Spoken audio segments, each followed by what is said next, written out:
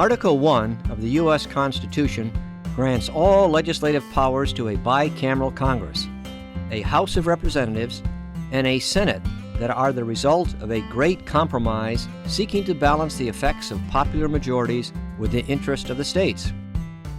Our system currently provides for a 2-year term of office for House members from the 435 population-based districts. In the Senate, voters of each state elect 2 senators who serve 6-year terms that overlap, such that only 1/3 of the chamber is up for election in any given election cycle. The 2 chambers are fundamentally equal in their legislative roles and functions. Only the House can originate revenue legislation, and only the Senate confirms presidential nominations and approves treaties.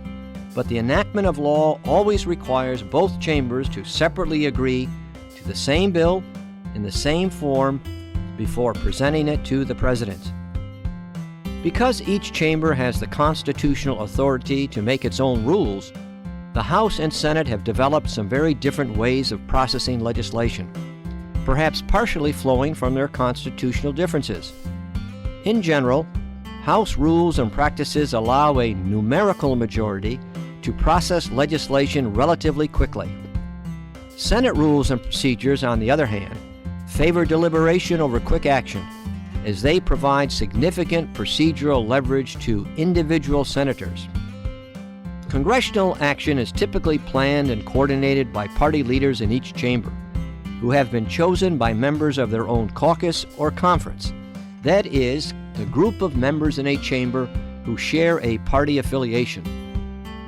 Majority party leaders in the House have important powers and prerogatives to effectively set the policy agenda and decide which proposals will receive floor consideration. In the Senate, the leader of the majority party is generally expected to propose items for consideration, but formal tools that allow a numerical majority to take action are few. Instead, majority party leaders typically must negotiate with minority party leaders, and often all senators, to effectively conduct Senate floor action. In both chambers, much of the policy expertise resides in the standing committees, panels of members from both parties that typically take the lead in developing and assessing legislation. Members typically serve on a small number of committees, often for many years, allowing them to become highly knowledgeable in certain policy areas. All committees are chaired by a member of the majority party, though chairs often work closely with the committee's ranking member, the most senior member of the minority party on the committee. In almost all cases, the ratio of majority party to minority party members on a committee roughly reflects the overall partisan ratio in the congressional chamber. Committee members and staff focus much of their time on drafting and considering legislative proposals, but committees engage in other activities as well.